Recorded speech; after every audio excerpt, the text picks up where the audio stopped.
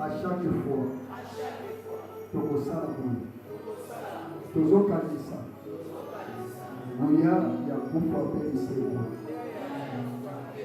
ya yokolo Yesu natongwa lelo ndayibelilola oyo nyonso eza kati na nga oyo ebatama ezala maladie spirituelle ezala blocage spirituel molili nyonso elatanga natongwa lelo nazolia nzoto na yo nazomela makila na yo makila bondoki ya botata na nga oyo ekanga vi na nga natongwa lelo makila Yesu edomine makila bondoki ya famille na nga alliance nyonso oyo reklamaka nga oyo ebulisaka nga natongwa lelo nayibeneloni oyo baliesanga nayeba te ezala nzela bandoto ezala nzela realite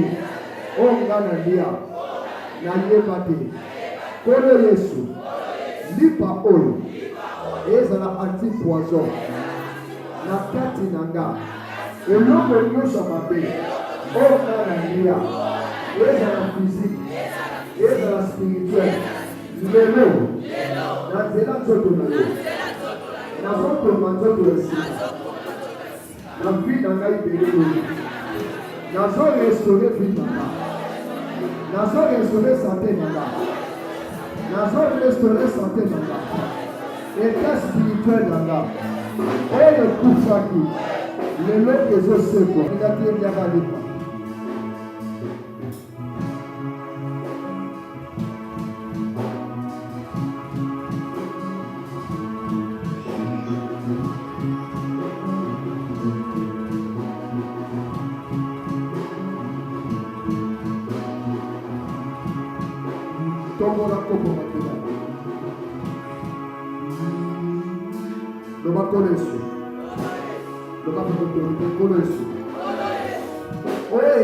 elebo makila na yo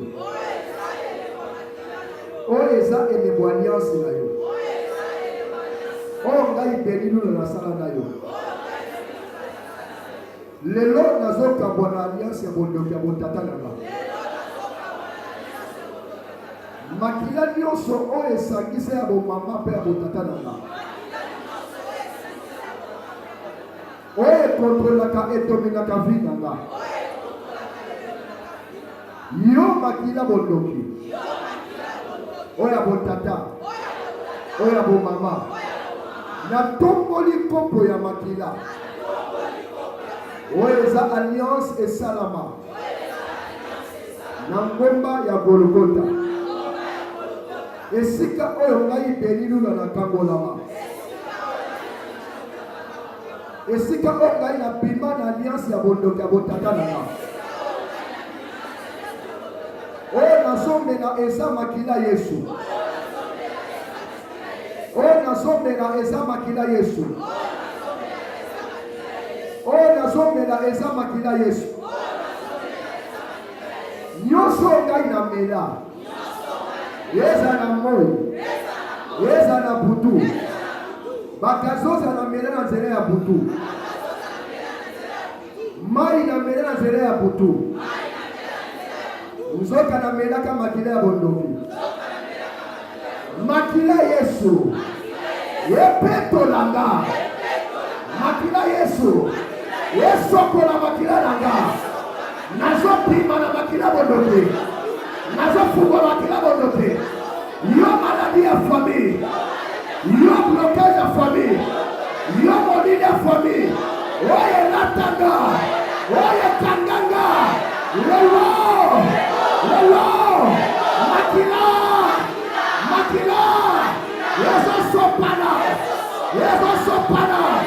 Yeso sopana. Yeso kangolanga. Yeso kangolanga. Naso pima.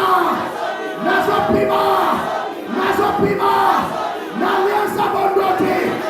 Yago tatananga. Oye kanga santenanga. Oye kanga libananga. Oye kanga foyajenanga. Oye kanga bafenanga. Lelo. Lelo. Lelo. Naso pima. Makila. Makila. Oye kanga ki. Nangoma Golgotha. Oye ki makila be. Le sang. Le sang, le sang, le sang, le sang, et kota katinaba, nele na zomena, vinangai, eza restauré, santé nanga, eza restauré, na sombama, na makila, kande motomo likupu, bandako bongi ya pona makilo somo, bandako benga o eza tesa nisama, yoza.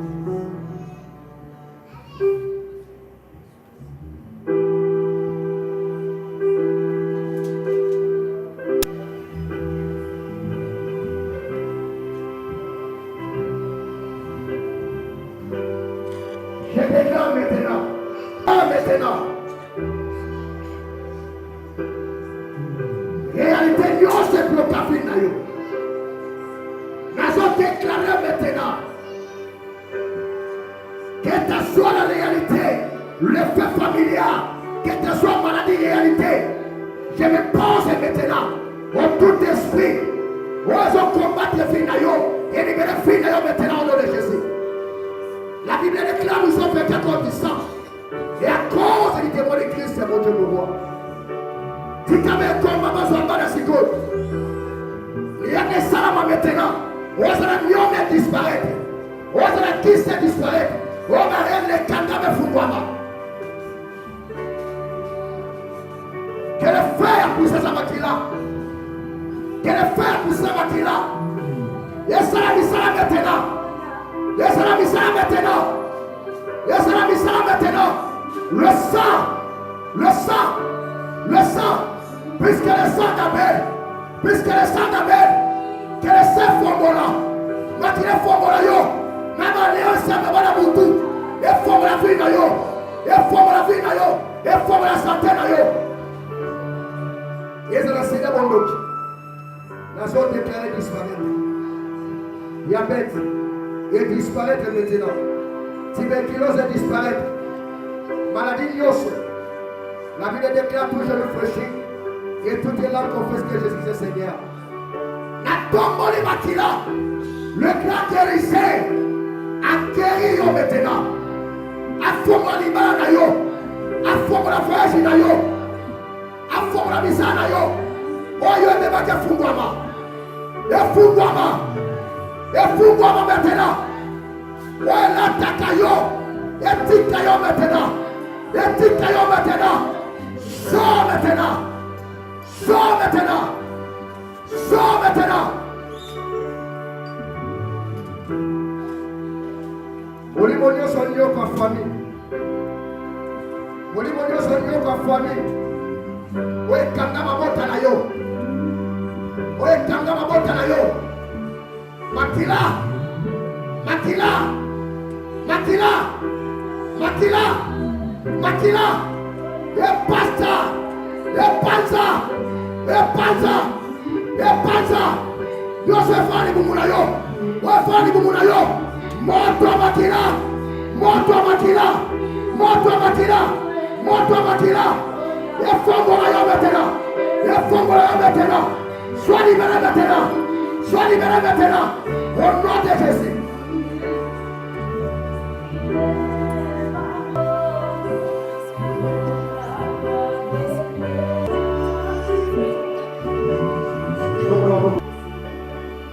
Semaine oil. Esa na semaine do seu povo vida. Na sabe vida. Makambo kanya kite Esalamaka semaine oil. Olha eu se bufa kina tekina tomar lo meseku. Na seku si libala na yo. Na seku si voyage na yo. Na seku si mbongo na yo. Na seku si mabota na yo. Santé na yo na seku si abo. A infection chronique ya ténèbres. Ba ventre na yo eza restauré. Quand on me dit makila oyo, et sokoli ba ventre na yo. Na bisiko, ba infection oyo. Eziki sabi na kombo na Yesu.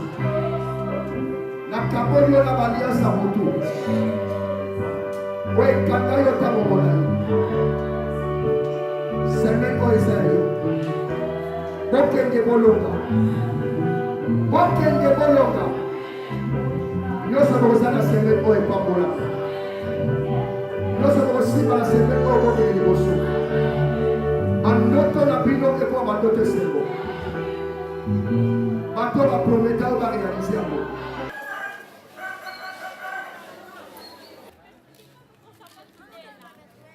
Béni soit le nom de Jésus-Christ. Alléluia, alléluia, alléluia. Notre Seigneur est ressuscité, et donc bonne fête, il y a Pâques, on a vu notre Bolanda qui vit sur la reportage auto qui lelo na palanka, puisque c'est déjà la fin, il y a culte, fin, il y a célébration, il y a Pâques, bah Christ de partout vous avez célébré, na 100% bon zambé, donc quand qui peut causer un peu que miwate, donc il y a qui peut célébrer Pâques, donc les lots est déjà une grande fête au chrétien, bah célébrer de partout. Mais nasuka maté ya nabiso, j'espère que boyoki oezaki maté ya prophète béni lou la place to yaki ko sambela na église combo message de Salvaçao, donc le message du salut. Gloire à Jésus-Christ parce qu'il a ressuscité. Merci à vous qui êtes branchés na kati chaîne nabiso El Roi Media TV. Bisika nyonso bozali bakwa kolanda biso, merci, restez branchés, connectés. Ya kolanda lisusu ba culte ezoya kolanda lisusu makama malamu tozo continuer kopesa bino elengi na kati ya émission oya 100% bonzambe. Alors topesi bino merci de partout bozali. À la prochaine occasion vous aurez encore exclusivité ya makambo malamu ya ba culte, ba prédication, ba exhortation nyonso ba sorte nyonso bino bozala ngo posa bona lelo to sukiawa. Bonne fête chez vous puisque la Pâque et Jésus-Christ est ressuscité. Au revoir, bonne fête.